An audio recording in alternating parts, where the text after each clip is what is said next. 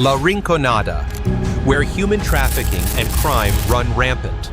High in the Andes, above the clouds, at over 5,100 meters above sea level, emerges a city unlike any other, the highest and most dangerous city in the world.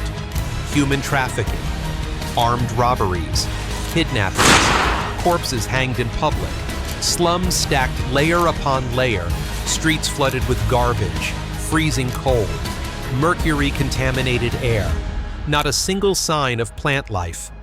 Breathing here becomes extremely difficult. The oxygen level is only half that of most other cities, all for one single thing: gold. How can 50,000 people survive here?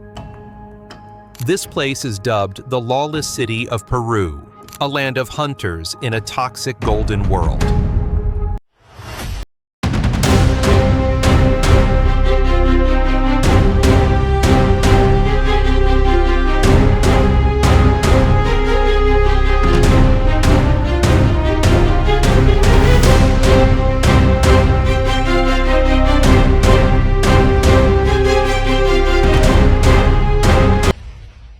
After reaching Lima, a coastal capital city lying right below sea level, the next stop is Puno, at 3,800 meters. You must stay here for 2 days, for your body and respiratory system to adjust to the altitude, in preparation for the journey to La Rinconada in Puno. Coca leaves are indispensable, even though they are banned in most countries. In the Andes, they are common, helping to alleviate altitude sickness symptoms. Cocaine is also extracted from these. Amazing! A crucial warning: absolutely do not eat anything in La Rinconada. The food there is filthy and horrible. Therefore, everything needed is bought in Puno.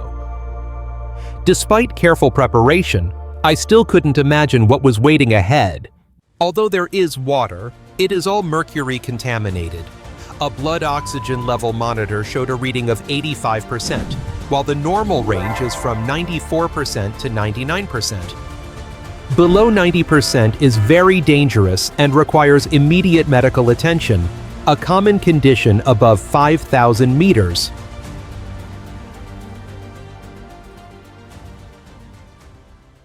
As the vehicle climbs higher, the altimeter reads over 4,000 meters. The higher we go, the more severe the headaches due to oxygen deficiency. Snow blanketing both sides of the road. The Andes appears majestic, yet full of perils. Can I overcome this perilous journey? Then the entire city appears faintly in sight. Danger becomes tangible. We can't take risks, so police must escort me for protection. The stench hits the nose. Streets engulfed in trash. It's really polluted. The water is filled with toxic mercury. Though nestled in the Andes, the air remains polluted. Mercury, an extremely harmful substance banned globally, is used to separate gold from rock. It evaporates into the air, contaminates water sources, even penetrates the human body. The lake here has a silver mirror-like color because it contains mercury. Hotels are densely built. Most people come only to mine gold, renting rooms for a few weeks, and then leaving because they can't live here permanently. Gold exchange shops with signs reading oro appear everywhere, where miners sell gold for cash. The journey to the gold mine continues at 5 to 100 meters. The higher you go, the greater the pressure. Coca leaves are like a filter, helping me endure the climb to the mine like oxygen. The path to the gold mine is treacherous. It sits atop a hill, so climbing is a challenge. I feel exhausted and need to rest. Headaches and temperature changes weaken me. There is no sewage system. Wastewater flows freely on the streets. This street is considered the most dangerous, where sudden shootings can occur. Here, at night, the temperature drops to -10 degrees Celsius. People live in shacks, without electricity or heaters. No one is born here. They all come from elsewhere, bringing hopes of getting rich. But has anyone really escaped poverty, or just another dream buried in the frozen ground?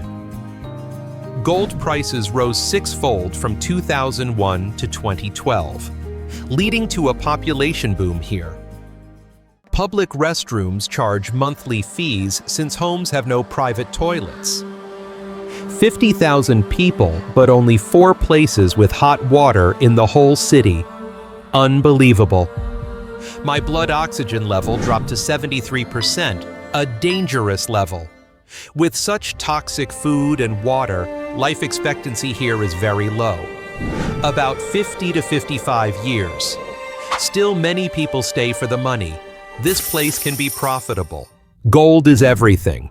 Nothing compares. Warning signs are everywhere. No stopping, because if you stop, you might get shot. I'm completely exhausted, dizzy and nauseous. Dry air makes my throat hurt and lips crack. This city has no municipal government. Trash is everywhere. Women called palaqueras can only work outside the mines, searching for gold in waste rocks. It's believed that a spirit lives in the mountain, the sleeping princess, and she gets angry if women take her gold inside the mine.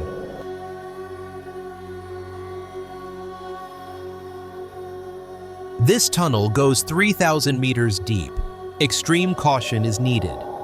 Many corpses are found, yet people seem desensitized. You can't go deeper inside the tunnel. That's the territory of the cousinhood gang. They'll shoot anyone who crosses the line.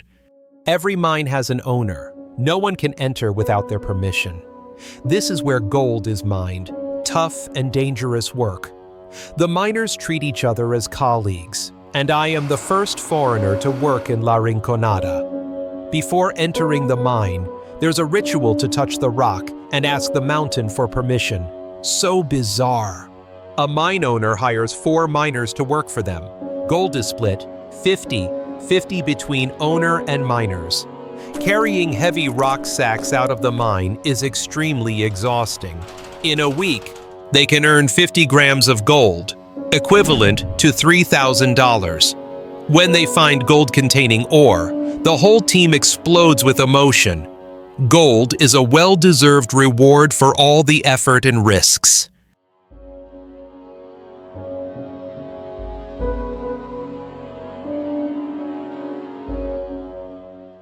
The town welcomes miners back like heroes after an adventure.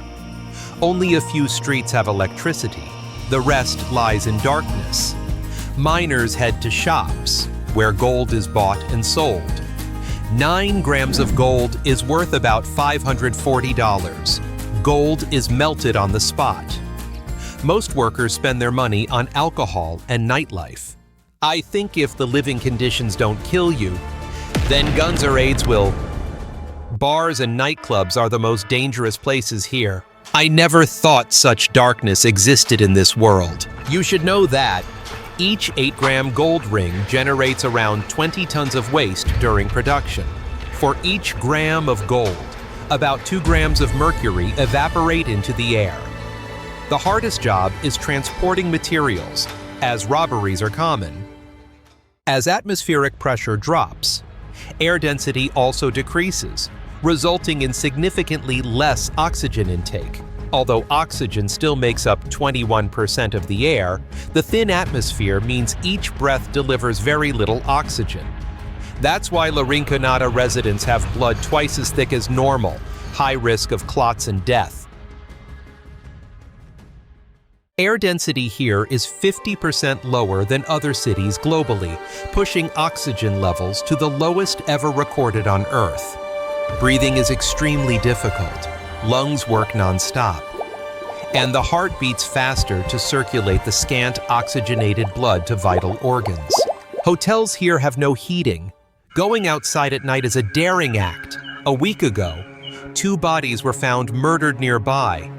About 100 armed individuals are hiding around the area. The air and night scenery are terrifying.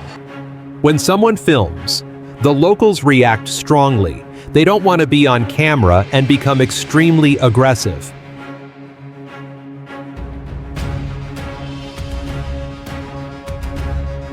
Human trafficking, especially of young girls, is rampant. Young girls lured with promises of decent jobs are brought here from other Peruvian cities or Bolivia. Once arrived, their documents are confiscated, and they are held in poor conditions, with no way out. Police say around 2,500 underage girls are exploited here.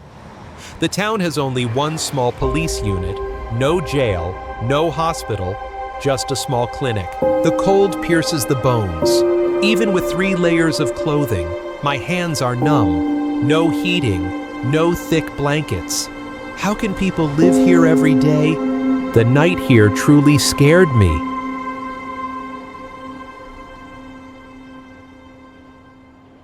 In La Rinconada, workers operate under an outdated and illegal system called cachorio. They work unpaid for an entire month and only get 1 day to work for themselves. If lucky, they may earn a lot or get nothing. Their income depends on fortune. Hence, people believe in supernatural forces, the ancestors. Dolls decorated with dried flowers, offerings of fruit, wine, and cigarettes are placed at the mine entrance, worshipped in the hope of bringing luck in gold hunting. This is a custom passed down from generation to generation.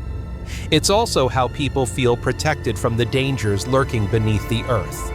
Gold, that cursed metal, is like a demon. It haunts everyone who comes here, pulling them into an endless labor spiral. Incidents like explosions, mine collapses, and gas poisoning occur more than 25 times more than in developed countries. Most miners only temporarily live here.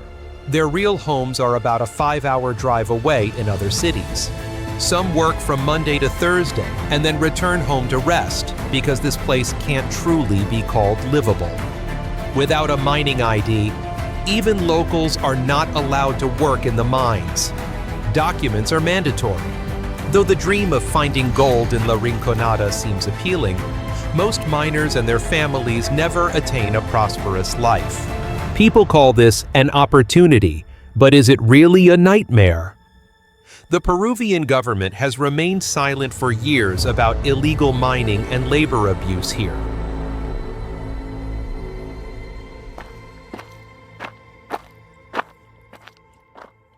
La Rinconada is not just a destination, it's the rawest mirror reflecting the price of ambition and survival.